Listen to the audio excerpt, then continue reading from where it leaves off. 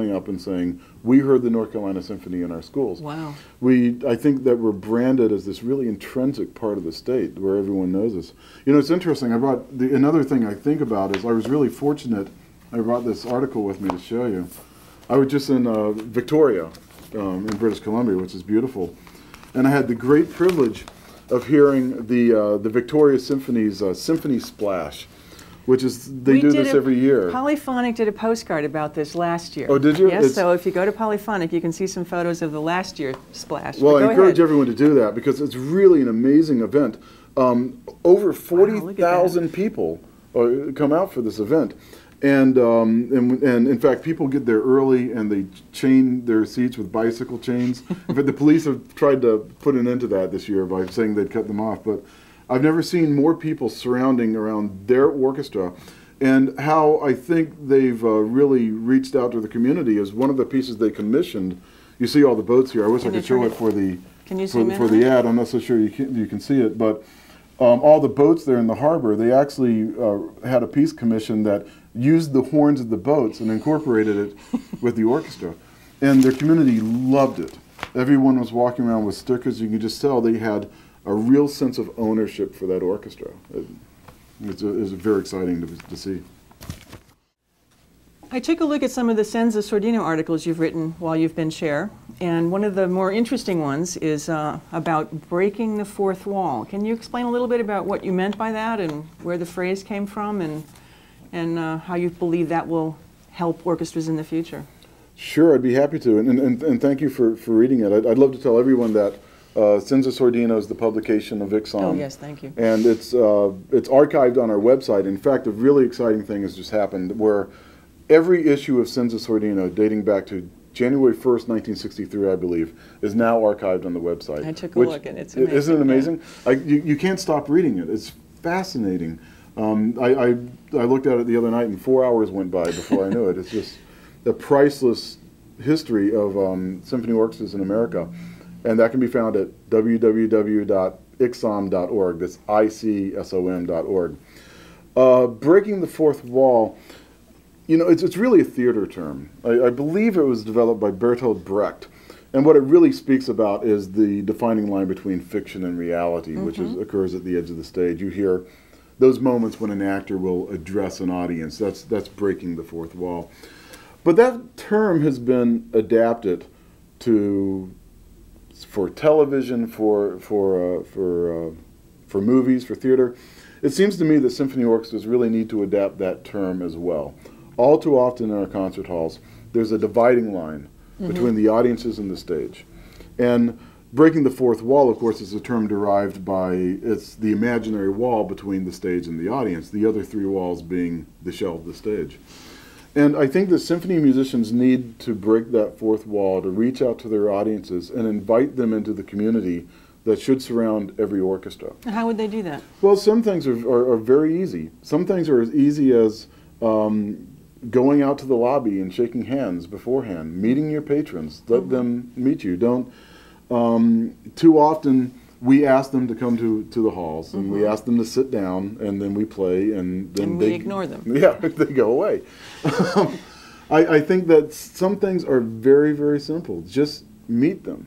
That's how you build relationships in life. You meet people.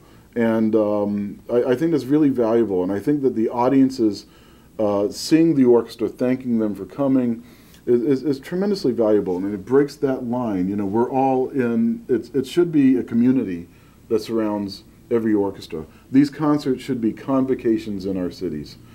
And this is a way to make that happen. There are other ways, of course, too. It's really vital as we move forward to achieve these things that we need to do to continue to serve our cities and our communities. We have to build relationships with all the constituencies that surround the organization. The board needs to know the musicians. The staff needs to know the musicians, and vice versa. I think I said it earlier. You can't build a relationship with someone that you never talk to. Right. Thank you so much. But your travels during your tenure as chair, have you noticed a change in orchestra musician culture? Has there been an evolution? I mean, there's always an evolution, but can you identify some of the ways in which you think being a symphony musician in a major orchestra or minor orchestras as well, but I know you mostly visit the major orchestras. Is there a way in which musicians' perceptions of themselves in that role is changing, evolving? Well, I think there's a greater sense of community amongst the musicians of North America. I think that we really feel as if we all are friends, whether we have ever met or not. We've had a couple of episodes this season where the Jacksonville Symphony went through a lockout, and of course the Columbus Symphony is facing some difficulties. And the musicians of North America have risen to assist them in unprecedented ways. I heard there was quite a bit of money contributed by ICSOM orchestras to those two troubled orchestras. There was. The generosity of all of my friends and colleagues across the nation has been inspiring, to say the least. And it's what is sustaining these orchestras, because Jacksonville, of course, the situation is resolved, and I believe that the future is very bright for that orchestra. I believe the same resolution can happen for Columbus. Really? The Columbus Symphony is a great orchestra located in this country's 15th largest city, in a city where the nonprofit arts and culture industry accounts for over $330 million in economic activity every year. Goodness. The value of that orchestra to that city is immeasurable. And I believe that the musicians will be back on stage serving their community in the way that they did over the summer. They produced their own concerts to thousands of people who showed to support. So that's what I've learned. I've learned that the musicians of our orchestras are truly part of something bigger than themselves, something greater than themselves. They're aware that we are all friends performing at the same time on the same nights, having these same experiences. And for me, it's just incredibly inspirational. And the other thing I'd like to point out is that the quality of orchestras in America is astoundingly good. Yes. We all have taken trips to hear the New York Philharmonic, the Chicago Symphony. We all know how great those orchestras are. But I'm here to tell you that the San Antonio Symphony is a great symphony. The Oregon Symphony is a great symphony. The North Carolina Symphony. The North Carolina Symphony is a great symphony. Thank you. And to be able to hear, and also I get, here's my favorite perk, and actually this might be my only perk of being chair of ICSOM. Besides flying 50,000 miles a year. That's right. Besides, well, all the patty melts in the airport diners. But aside from that, I always like to arrange to hear a rehearsal when I'm there. I'll fly into town, and I'll meet with the executive directors, the board, the musicians, and I love to hear the rehearsals, because every orchestra has their unique sound based upon the musicians who are there, based upon their hall, based upon all their experiences.